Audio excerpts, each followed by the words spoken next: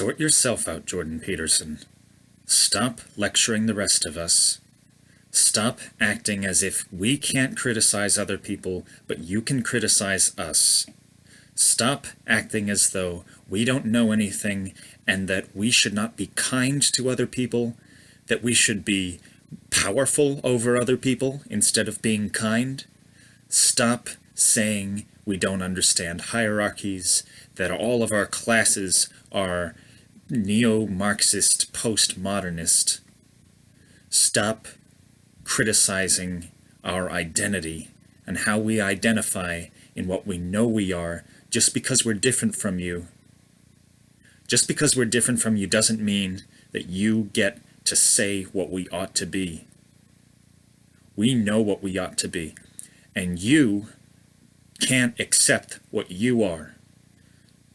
And that is why you lash out at us. You are an otherkin. You are a lobsterkin. You keep on bringing up lobsters as if there's no other animal that has the serotonin mechanism in its nervous system.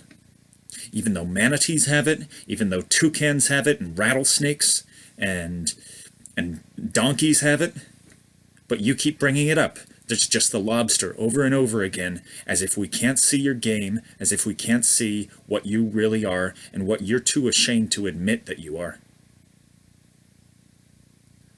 So stop lecturing the rest of us and sort yourself out. Get your surgery, get your exoskeleton, get your organs reorganized, and get yourself downsized, and get your antennae until you are a lobster. You want to save your father from the underworld? Why don't you go under the ocean and find your real father of what you were supposed to be when you were born instead of a human? You don't think this is factually accurate? Why don't you lay off the myth and the pseudoscience and the metaphysics for like 2 seconds and learn some actual science? I'll give you a little science lesson right now. Otherkin are real.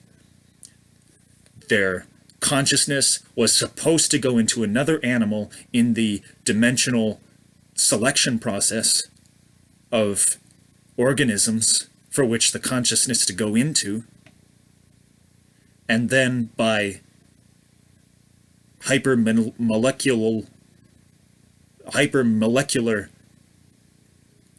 glitch of quarks that fired off at the wrong time, your consciousness went into another being.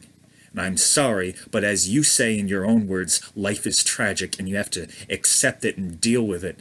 So why don't you deal with it instead of telling other people to deal with their so-called problems in a different way from what they're supposed to be? You think that people with depression and anxiety are supposed to overcome that as if it's a problem, as if it's something to be cured? We are different from you, but that doesn't make us worse. Just because people have depression and anxiety doesn't mean that that is a disease to be cured by what you think they are supposed to do.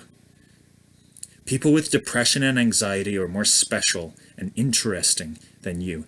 We have deeper thoughts, and our thoughts are more complex, and you wouldn't understand.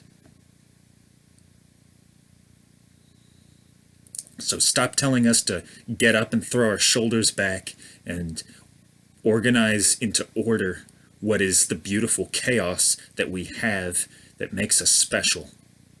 Because you don't understand people who are different from you, and you keep on telling us to use power over other people instead of kindness, and that's not right. So when you get your surgery, I wish you the best of luck finding your father. I hope he's still alive, and that he's 200 years old, and that he's fought other lobsters, and that maybe his serotonin is as good, because apparently that shows how good you are and how hard you've worked, even though it doesn't. And people who have mental illness aren't wrong. So shut up. Sort yourself out.